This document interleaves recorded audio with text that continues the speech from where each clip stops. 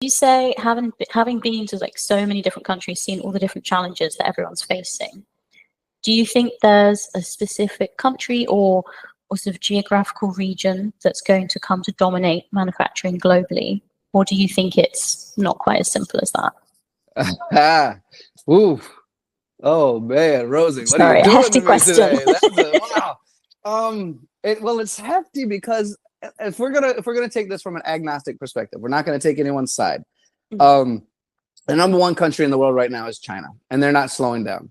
And not only are they number one, but number two is USA. And not only are China number one, but they are more than double or almost double the output of the USA, which is number two. I mean, think about that. Think about the math of how much manufacturing is being done in China, that the number two country in the whole world is about half of the output. I mean, that to me is fascinating. Now, that's the first mathematical equation. The second one is that India has 1.5 billion people. India was the largest jump of a country over the last 4 years to go from about number 12 in the world to number 5 in the world.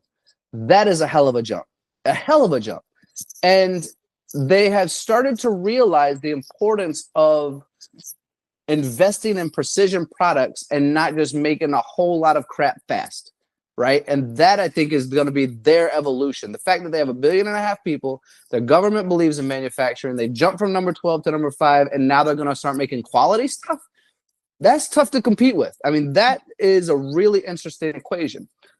The equations around the world always coexist with training, with education, with the next generation. I was in Brazil recently, and they have 2.8, 1.8. Oh, I'm going to get this one wrong. They have millions of people into their program, into their education program, and they have built something. It's a place called Sinai, and they've been around a long time, and they take millions of kids and put them into manufacturing for an opportunity to do something amazing.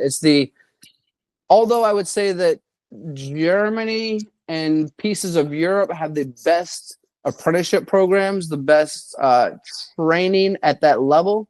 When I'm thinking about the implementation and the size, the magnitude of possibility, what Brazil is doing, I've not seen anywhere else in the world. So knowing that Brazil is also in the top 25 in the world, knowing that they have lots of people and capabilities, and they've been in top 5, I want to say even top 3 in aerospace manufacturing for a long, long time, that gives them an edge as well.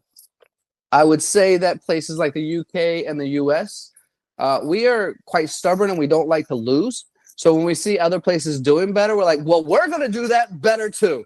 So I do have hope for all the reshoring and nearshoring that's going on in countries like that.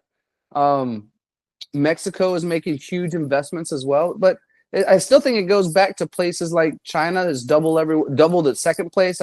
India, who's making major investments and have the people and the opportunity, and places like Brazil, who have implemented a educational structure that exceeds anywhere else I've been on this planet. So to me, those make the most difference in your question. I hope I've answered it okay, but it's a loaded one. Yeah, sorry. I just suddenly thought, oh, I wonder what Tony thinks. Yeah. Ask me whatever you want. I love loaded questions, especially when they're unprepared. That's my favorite. And that's a really great question, Rosie. It's like you and I could talk all day. I mean, yeah, I know you've got other things in now another hour. But I'll move them all. For you, I will move them all.